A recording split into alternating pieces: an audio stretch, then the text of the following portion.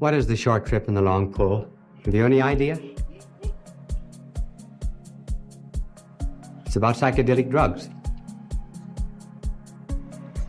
In contrast to something else that takes a little longer.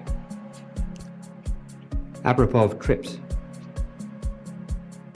This morning I was trying to cross Fifth Avenue, and every time I tried to cross with the light, cars were turning. And that happened for 2 lights. And there was a man alongside of me. He was getting more angry with every light. His friend had gotten across somehow or other, and he shouted over to him across. He said, "How did you ever get over there?" He said, "I was born here." You remember Fred Allen's story? If you've ever been to Rome, you would understand it better. But in Rome, there are about 400 churches. Traffic is terrible. Fred Allen said that they have a church on one corner in Rome into which you go to pray that you'll get across safely. They have a church on the other side. You go in to thank God that you made it. Well, this is about trips. And the basic idea is really that we have very good instincts. We mortals. And if the good ones are repressed, they come out in a curious way. But they are always present. Let's take just a few examples. What is communism? Communism is the kingdom of God secularized. Instead of the regnancy of Christ, that's the regnancy of the party. When men forgot confession of guilt and sin, instinct was still there. So we developed the psychoanalytic couch to explain away the guilt. Then the Trinity. This circumcision of life and truth and love. When men lost that concept of God, we still had to have the Trinity. And do you know what the first atomic bomb was called? It was exploded at Los Alamos? Operation Trinity. Energy, mass, velocity. I might go on giving other examples, but suffice now to say that what are the alienated youth seeking for but mysticism? And they're trying to arrive at the ultimate, at some peace, some contact with perfect goodness and love by other means than those that are rational. So I'm going to show you the difference now between the use of psychedelic drugs and mysticism. They're somewhat the same. Same in the broad sense that mysticism is the search for God, and psychedelic is a drug as a way of escaping the earthly. Here is the first difference between the two.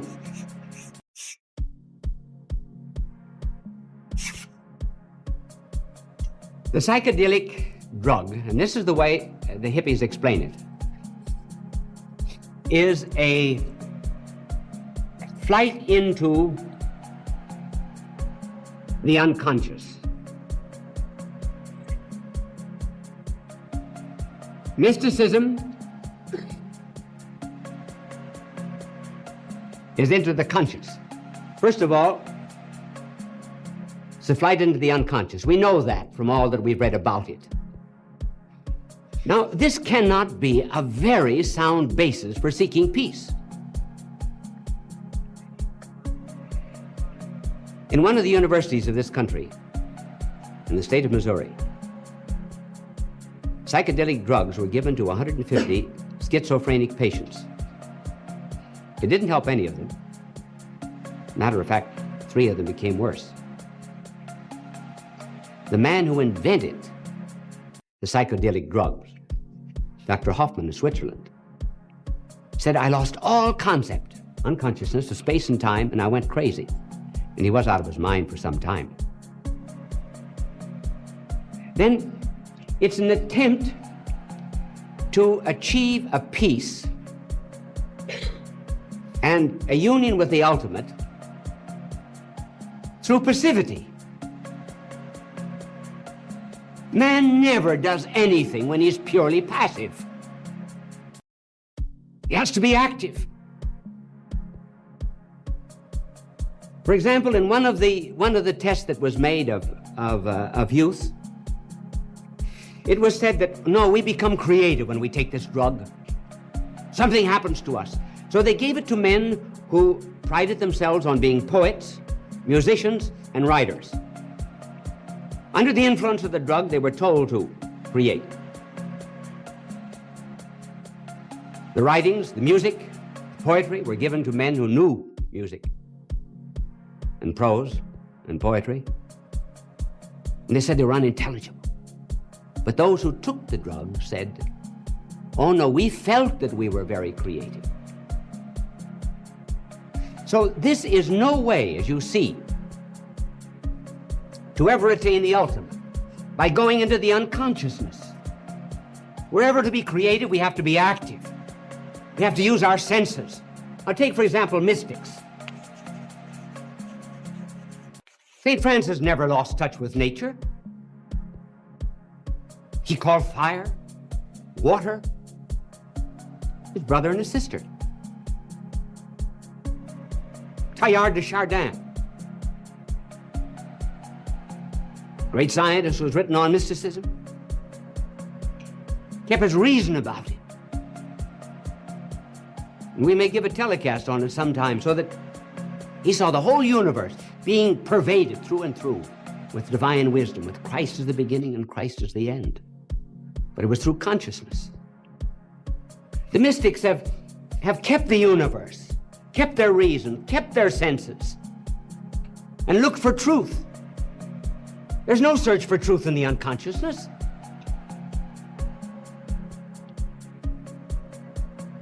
The mystic knows very well that in order to seek truth, he has to be conscious. He knows that if he's ever to draw a real giraffe, he has to give it a long neck. If he's ever to draw a triangle, he has to give it 3 sides. It's the truth that makes you free. And he seeks his mysticism consciously along the lines of truth. And the universe for him is something he stays with. Doesn't get away from it by being drugged. So that to the saint, the universe is a kind of scaffolding up through which souls climb to the kingdom of God. And when the last soul shall have climbed up there, then the scaffolding will be torn down, burnt with fervent fire, not because it's base, but simply because it has done its work. This is the real way to achieve peace in union with the ultimate. Now there's a second difference. I don't think we're going to use our angel this particular telecast, and he's very happy about it because he's mystical himself. A second difference is that the psychedelic drug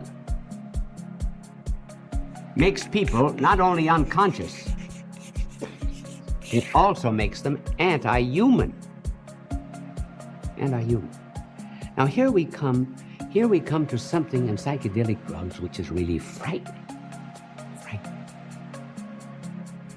Did you know that babies are born of psychedelic parents who have the syndrome that is known as cri de chat? Did you know that the babies do not cry?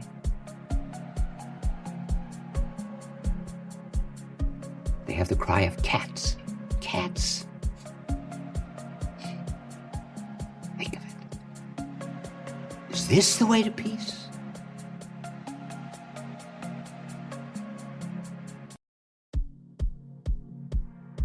6 out of 8 of the psychedelics who produced children had damaged chromosomes. Now, there are 3 ways of damaging the chromosomes in human generation. One is by excessive use of X-rays, the other is by radiation, and the third is by psychedelic drugs. Psychedelic drugs were given to rats. The rats produced a progeny that was so horrible that the scientists couldn't believe it, and they repeated the experiment. And they produced the same horrors.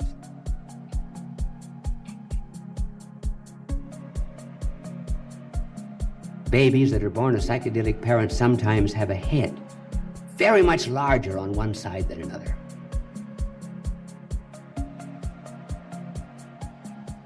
Is this the way to peace? Is this the way to happiness?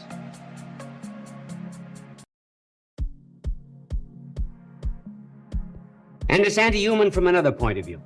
Here's the testimony of a doctor. Dr. Sidney Cohen.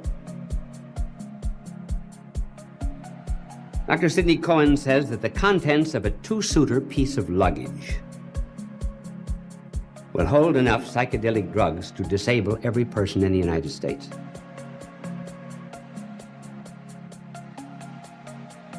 If it's used by the military, the inhabitants of the city will become so bemused that they will give themselves away to an aggressor. A saboteur could carry enough in an overcoat pocket to produce serious temporary effects on all the inhabitants of a megapolis, if he could only distribute it equally. The next day, after having infected the people with psychedelic drugs, Dr. Cohen said, they would be very willing to turn themselves over to a new management. Girl here in New York, Christmas Eve party, took some DMT for the first time. Had to put her in a straitjacket. 6 months afterwards, every time she saw a camera, she thought it was an eye. It is a kind of an eye, isn't it? And her prognosis is not that she will ever become better. The anti-human is no approach.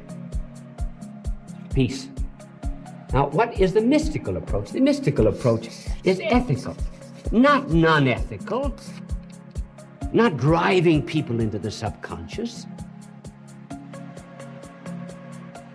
Rather, it produces, ethical produces in people a love of neighbor. And the more the mystics achieve desire, or rather achieve unity with this ultimate, the more kind they are to everyone else. There's no desire, for example, to destroy a next generation. Take, for example, the Indian mystic, Dr. Singh. Dr. Singh went into Tibet, and he was with a guide going over the Himalayas. And they sat down, tired and exhausted and cold, in the snow, and Dr. Singh says, I think I hear someone moaning down there in the crevice. And the Tibetan said, well, don't be silly, we can't help you. We're almost dead ourselves. Dr. Singh said, I'm going to do it anyway. So he dragged himself down to the crevice, found someone had fallen in. He dragged him out and dragged him to the village at the bottom of the mountain, and he became rejuvenated. That is to say, Dr. Singh, by his act of charity. He had given himself for neighbor. This was the way mysticism came out in him. Not neglecting the human, but by serving it. And what happened when he came back? he found that his friend who was saving his life had lost it. He was frozen to death.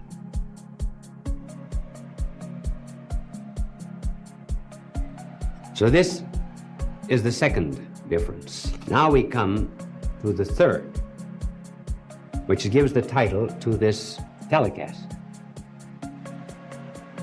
Psychedelic drugs give us the short trip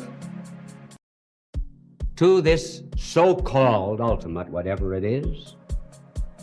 And true mysticism gives us the long, hard haul and pull. That's the difference. Why is it so many youths are fond of the short trip?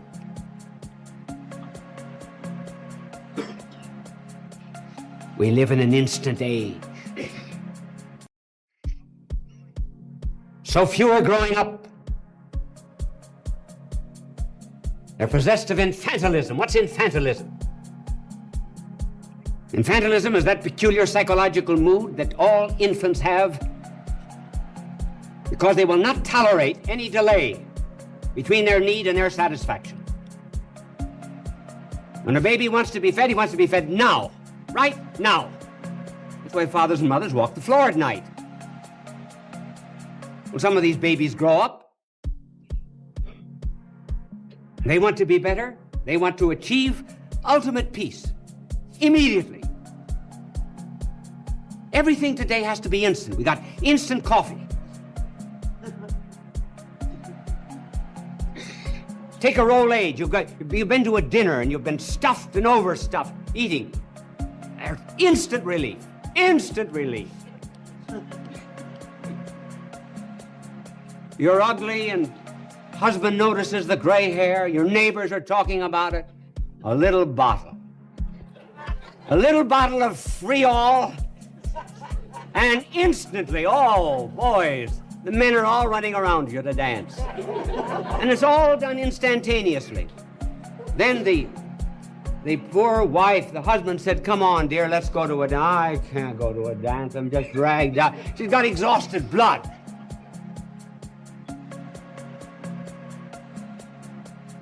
Lo and behold, he gives her something, and she's out to the dance, and outdances them all.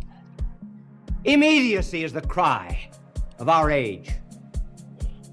And attempting to achieve wisdom, knowledge, peace, union with the ultimate by the short trip is impossible. You simply cannot put a bomb under a baby and make it a man.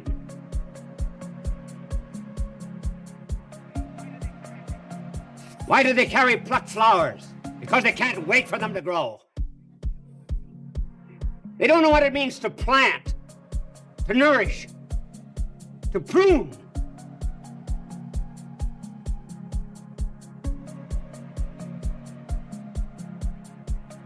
Nature isn't this way. Athletics are not this way.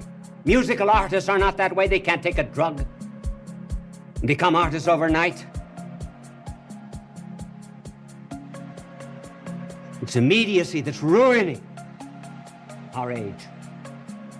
The long haul. Oh. Goodness gracious, anybody who's trying to be good, it's a struggle.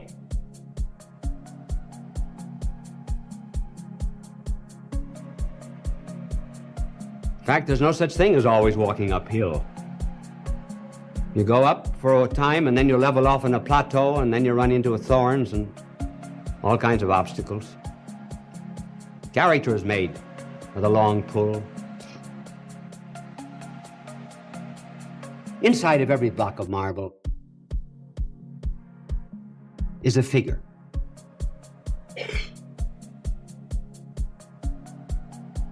Great sculptors can draw that figure out. How does the sculptor do it?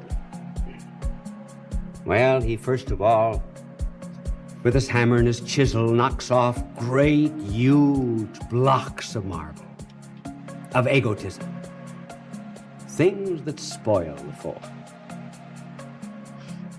And then the more gentle chips, and finally the brush of a hand. drawing out a figure so perfect, for example, that Michelangelo, when he created his Moses, looked at it. To him it was so satisfying that he struck the base of the statue of Moses and said, "Speak!" But it took the long pull for the sculptor to do that. If a violin were conscious,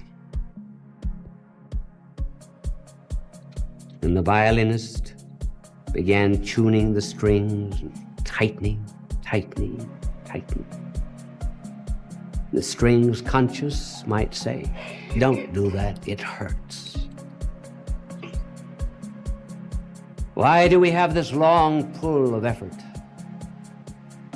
And the violinist would say, "Oh, in order that there might be the greater melody, that's the reason." On the tomb of Duns Scotus in Cologne, there's the inscription, "Bis mortuus semel sepultus." He died twice. He was buried once. Died twice. Why? Because he was undergoing this long pull, process of mortification in order to achieve peace. Remember when the Greeks came to visit our blessed Lord? We do not know what they said, but I've always suspected they said, "You come to Athens." We accept wise men. We killed only one. We poisoned Socrates, and we have regretted it ever since. Come to our city. And what did our Lord say? Unless the seed falling to the ground die, it will not spring forth. If it dies, it'll produce fruit 100-fold. In other words, my dear Greeks, there's no shortcut to wisdom, to peace, to happiness, or anything else. There's the dying to self. There's the long pull and that arduous haul. But during that haul, there's peace and there's joy, and life is always beautiful.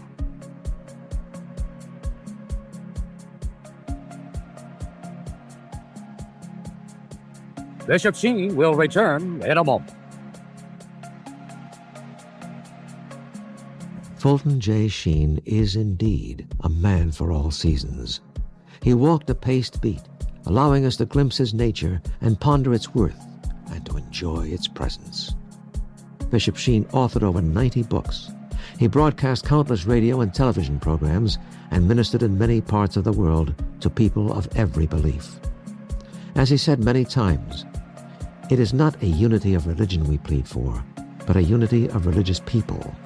We may not be able to meet in the same pew, but we can meet on our knees. Previous appearance was the long pull. This is the short trip. Bye. God love you. Abraham Lincoln. One day the President and Mrs. Lincoln went out for a ride. It was a spring afternoon. They turned into New Jersey Avenue from the White House. And as they did, Mrs. Lincoln said to him, she said, "You almost startle me with your cheerfulness." He said, "Mary, this is the happiest day of my life."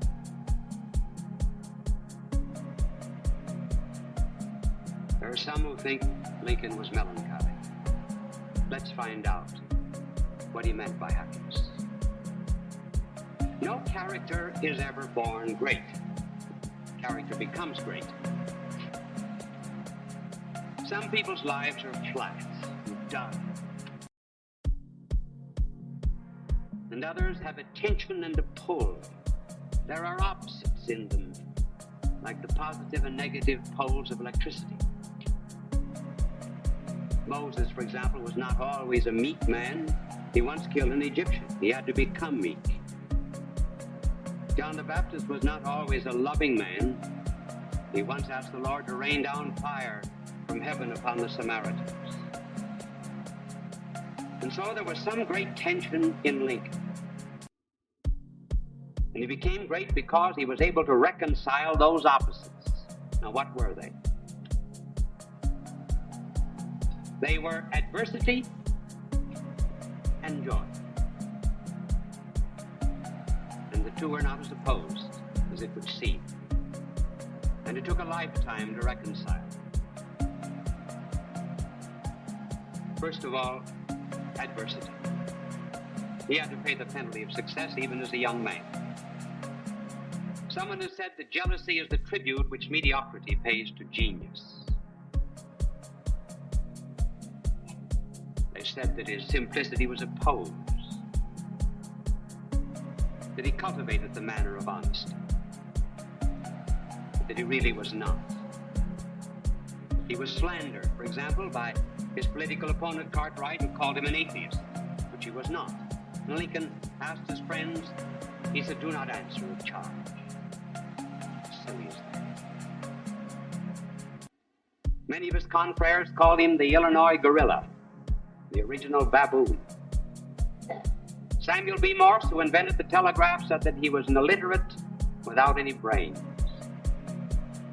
Congress at one time thought of impeaching him. He had to go before Congress once in order to defend his wife against the charge of being a spy. And after he gave the Gettysburg Address, the Chicago papers said, "The blood of every American will tingle with shame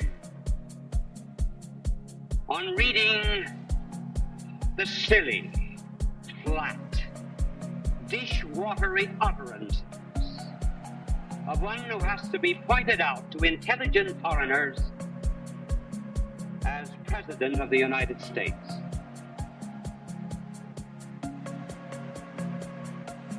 And then there were other adversities besides slander, great sorrow.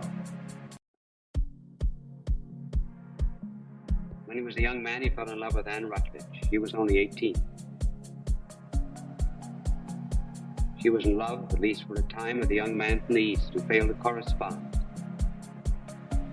Then Lincoln met her. She was beautiful as fresh as springtime. He asked her to marry him. They were engaged. She was taken ill, seriously. Lincoln was the only one that was allowed at her bedside. When she died, Lincoln said, "I cannot bear the thought of rain falling on her." And he used to go out and walk through the woods near the grave, muttering strange sounds, trying to recover a belief in immortality, because he had read some of Voltaire and Volney. He said one day to a friend, pointing to the grave of Anne Rutledge, "My heart is buried there."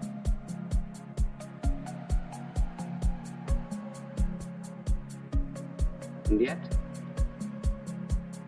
with all of that adversity, on the other side, there was something else.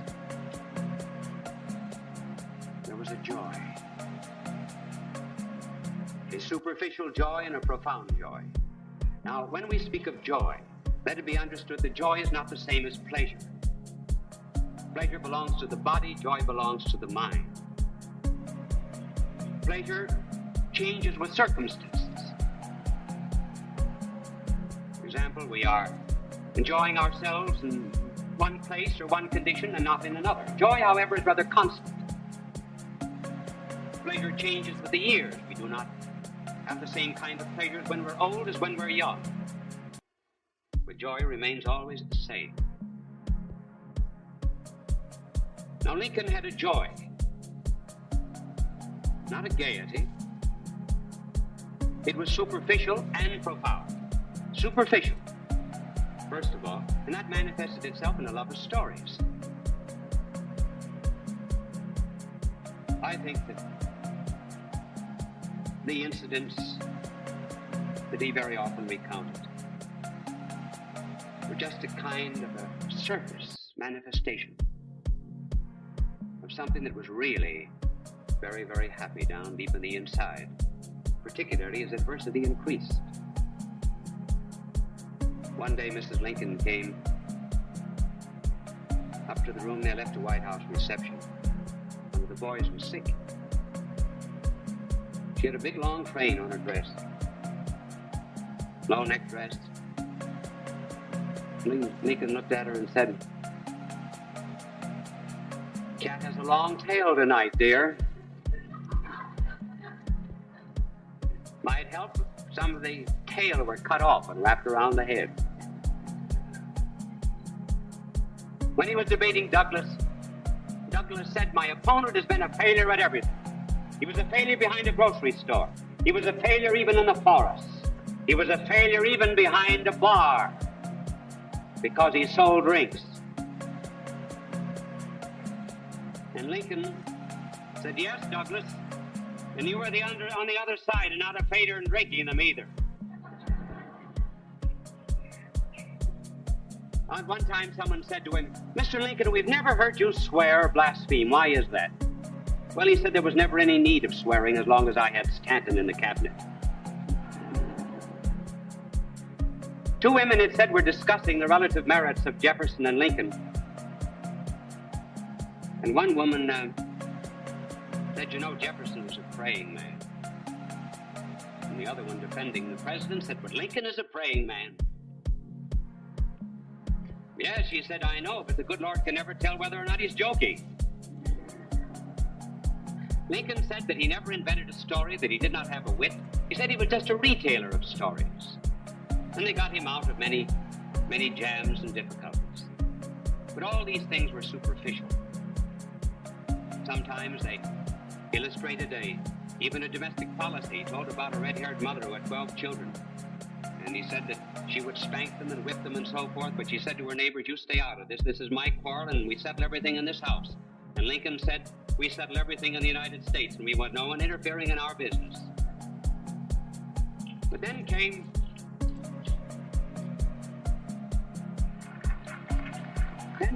another kind of joy. It was the joy that comes from a good conscience, from honesty, humility, and above all, a great vocation. First of all, honest. Well, of course, everyone knows him. Honest Abe. A judge of the Supreme Court of Illinois said he never knew Lincoln to practice deception. On one occasion, his political opponent, or rather his opposing lawyer in a trial, said to the jury, "They call him Honest Abe. He's not honest. He's just clever. He wears a mask. He's an actor. Doesn't believe what he says." And Lincoln said, "You have known me for many years. Is that true?" And the lawyer bounded to his feet and said, "No, it's a lie. And I take it back." One day he said to a client, he said, "From the point of view of law, you have a case. From the point of view of equity and justice, you have none." He said, "You know, if I took your case and I went before a jury, my conscience couldn't be in it, and I would be saying to myself all the time that I was talking, 'Abraham Lincoln, you're a liar.'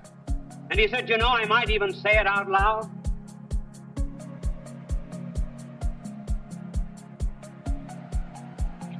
He was associated with another lawyer who charged the client $1,000. And Lincoln said to the client, "You've been overcharged. I will charge you nothing." He would never take a case which his own conscience could not defend. And then, in addition to that deep-seated honesty, was a humility. Do you ever notice today how often people will contradict themselves and say, well, I'm very proud, and I say it in all humility. I've heard dozens of people receiving awards say that. Lincoln would never accept an award or an honorary chairmanship or anything that did not have some work behind it. And as regards his own conscience and his own humility, say he never cared where he slept. Put down in the basement, put up in the garret. Hardly ever knew what he ate. When it was first proposed to him that he become candidate for president, he said, I'm not worthy to be a president of the United States. Had to be prevailed upon. He said his education was defective. One day a lawyer quoted Latin and said, you understand what that means, Mr. Lincoln? He said, if you're talking Latin, you'll have to ask someone else. Lincoln used to chop his own wood, even in the White House. Shined his own shoes. And someone saw him one day shining the shoes in the White House and said, Mr. President, you shining your own shoes? Lincoln said, who else?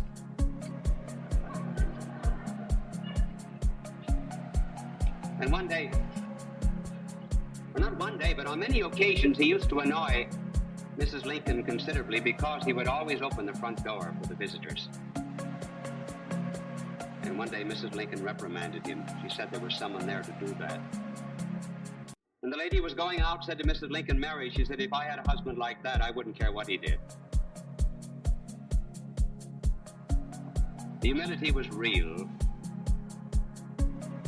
and genuine. And as the years went on, he began to see more and more that he owed everything to a power above him.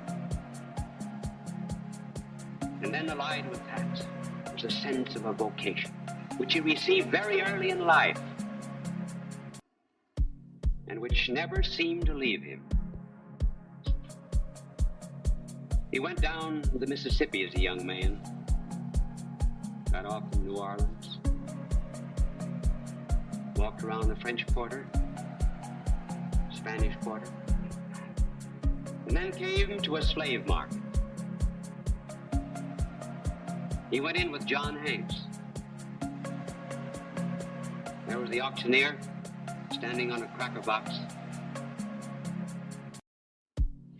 All about the room were slaves, stripped to the waist. Prospective buyers were going around, opening their mouths, looking at their teeth, judging them like they might judge a horse. Others forced the slaves to run around the room, see if they had good wind, if they were strong enough for slave labor.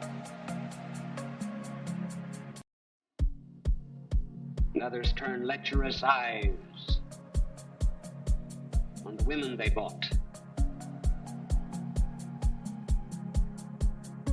Lincoln saw husbands and wives being separated and children being torn from mothers. He could stand it no longer. He turned to John Hanks and he said, someday I'm going to hit that institution, and I'm going to hit it hard, by the eternal God.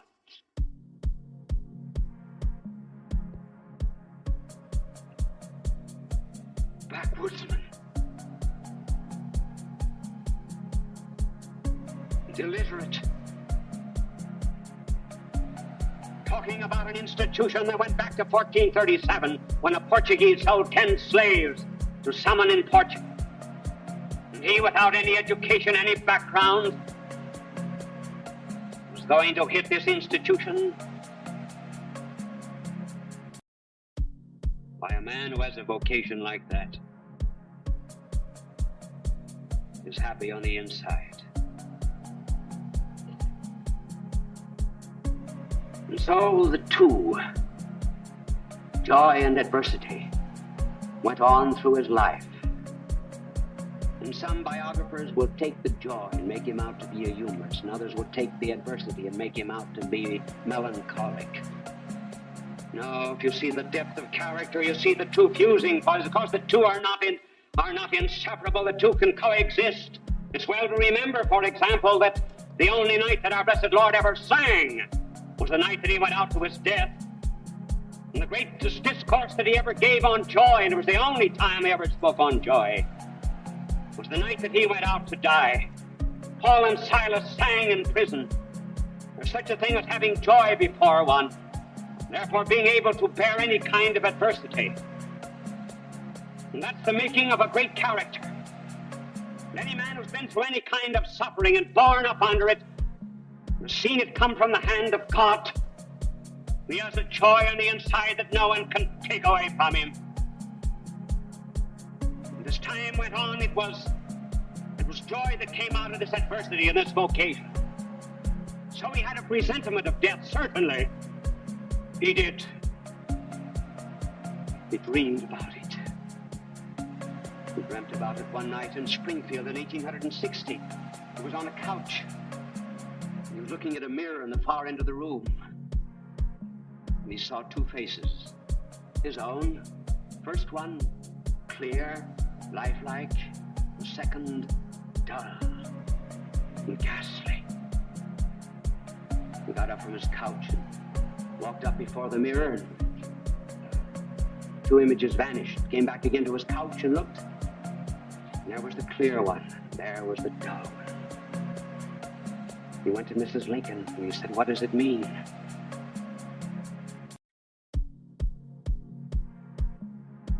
She said, "I think it means that you will finish your first term, but you will die before the second."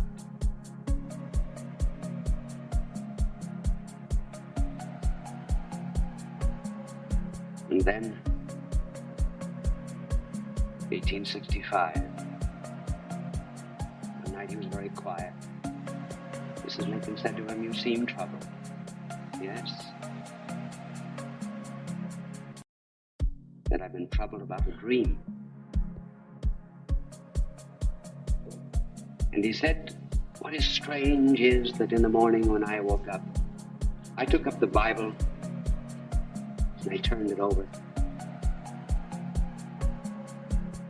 And every page that I turned was a page about a dream or a vision, beginning with the vision of Jacob and the angels ascending and descending the ladder.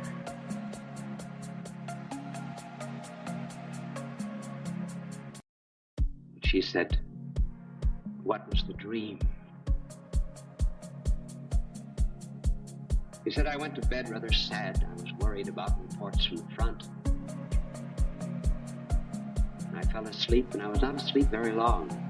When in my dream, I got up and I went downstairs to the first floor of the White House. And everywhere I walked, I heard people moaning, crying, weeping. I could see no one. I went from one room into another. Not a person was to be seen. But everywhere, like the roar of the sea, the moan and the cry was going up. I went into the East Room. And there in the East Room, I saw a coffin. Round about the coffin were soldiers.